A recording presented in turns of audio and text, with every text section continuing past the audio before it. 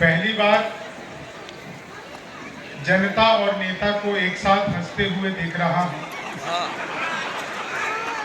इसका भी रिकॉर्ड करना और आज नीलोत्पल जो है ना, ये बिहार के नीलोत्पल अपना माइक को भी साथी चालू है, कर ठीक दो। है। सबका फॉलो करने लगा। हमारे आज के स्पीकर ये हैं मंच के कुमार साहब। कुमार विश्वास।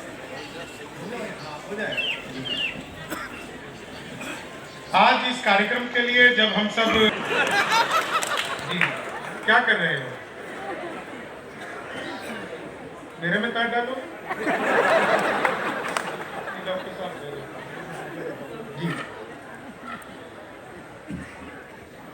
मैं जैसा कि डॉक्टर साहब ने आपको बताया, मूल रूप से बिहार का रहने वाला हूं और जब मैं पैदा हुआ था तब बिहार और झारखंड एक ही होते थे। तो मैंने तो कभी अपने आप को अलग माना नहीं कि मैं झारखंड का हूं कि बिहार का हूं। यहाँ पर बैठे हुए 80% लोग वो हैं जो बिहार में पैदा हुए।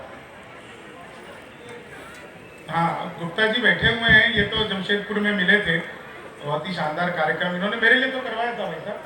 हाँ, मैं इनके बजट में आ जाता हूँ। और अध्यक्ष साहब भी मिले थे अभी देवघर में, उनके बजट में भी आ जाता हूँ मैं। तो उनका भी बहुत ही स्नेह रहता है। खैर, मैं कुछ चीजें आप लोगों को सुनाने का प्रयास करता हूँ, बस एक बार थोड़े से मन से जुड़ जाएंगे। पहले कवि के रूप में मुझे डॉक्टर साहब ने आप लोगों के बीच में बुलाया है। आप लोग जब बाजार जाते हैं तो आपने देखा होगा कि फल वाला फल को बेचने की कला जानता है। वो सड़े गले फलों को नीचे रखता है और ताजा फल सबसे ऊपर रखता है, जिसे दिखाकर आपको बाकी के फल बेच दिए जाते हैं। आज के कवि सम्मेलन का पहला कवि मैं हूं, जिसे दिखाकर ये तमाम वैरायटी आपको पसंद आएंगी। तो मैं आपको बता रहा था कि मैं बिहार में पैदा हुआ, तब झारखंड बिहार एक ही होता था। और जब झारखंड अलग हुआ तो बहुत से झारखंड के लोगों को बड़ा दुख हुआ कि वो बिहार से अलग हुए। लेकिन जिस दिन बिहार में शराबबंदी हुई, उस दिन झारखंड के वासियों की खुशी संभाले नहीं संभाले। मैं तो खैर बताता भी हूँ कि जब बिहार में शराब बंद हो गई तो मैं दिल्ली शिफ्ट हो गया खुद। गुजरात में पहले से बंदी थी तो 2 लोग वो भी शिफ्ट हो गए।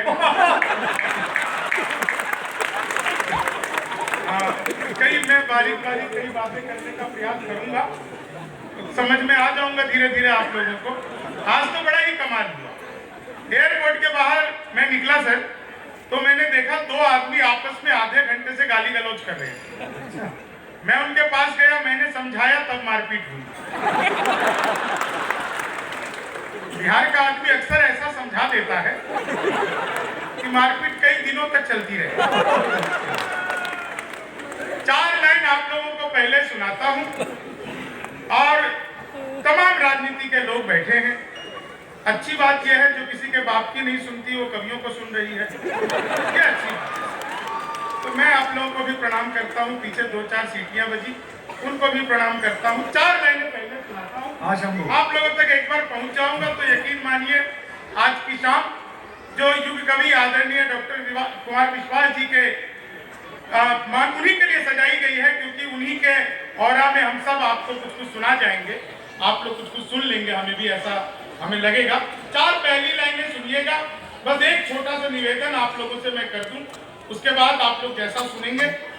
मैं राजनीति पर कविताएं सुनाता हूं, अक्सर टीवी चैनलों पर आपने देखा होगा, लेकिन मेरा किसी भी पॉलिटिकल पार्टी से किसी भी तरह का कोई लेना देना नहीं है। मैं न तो कांग्रेस का आदमी हूं। आज जब यहाँ पे आया तो मुझे डॉक्टर साहब ने बताया, कुमार साहब बोले कि देखो यहाँ पे मिली जुली सरकार है, तुम कई बार कांग्रेस के लिए कुछ बोल देते हो, तो यहाँ पे मत बोलना। मैंने कहा भाई साहब देखो, मैं तो अपने आप को संभाल लूंगा, लेकिन ये कितनी देर कांग्रेसी रहेंगे इनसे तो पूछ लो।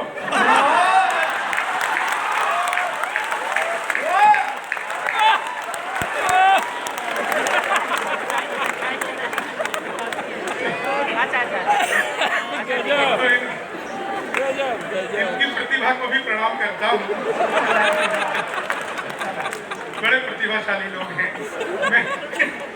जी मैं 4 लाइनें आपको सुना रहा था। मैंने पिछले दिनों मोदी जी से पूछा, मैंने कहा मोदी जी आपकी नीयत क्या है? मोदी जी बोले मेरी नीयत पाक साफ है।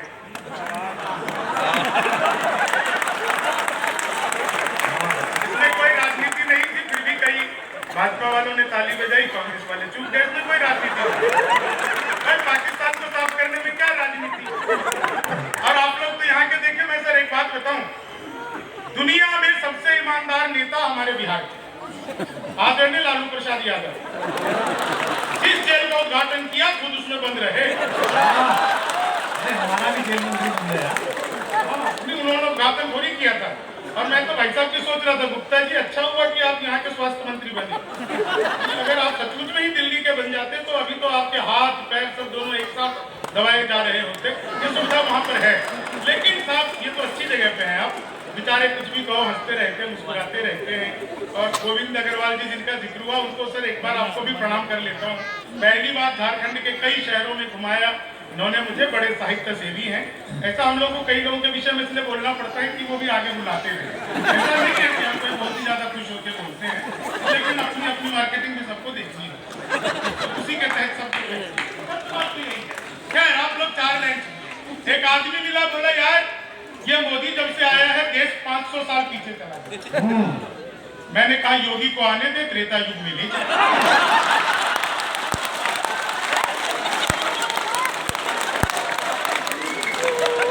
और कमाल हुआ सर, पिछले दिनों चीते आए भारत में। तो मैंने चीते से पूछा, भाई जो आदमी मोदी से पूछ सकता है, चीता कुछ ज्यादा खतरनाक थोड़ी हो। तो मैंने चीते से पूछा तुम भारत आ रहे हो, तुम्हें डर नहीं लग रहा? बोले नहीं, हम वहीं से बीजेपी ज्वाइन करके आए।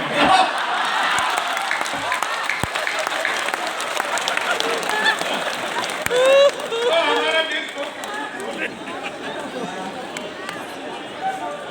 अभी अच्छा हो रहा है, क्यों दिला?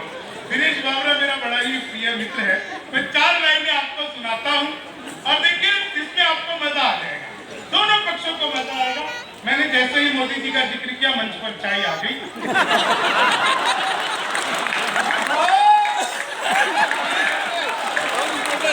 मोदी मेरा प्रताप है, लेकिन मैं किसी भी चाय बनाने वाले को कुछ नहीं कहता, क्योंकि आज से 8 साल 9 साल पहले जिसने जो कहा वो किसी को कुछ कहने लायक नहीं।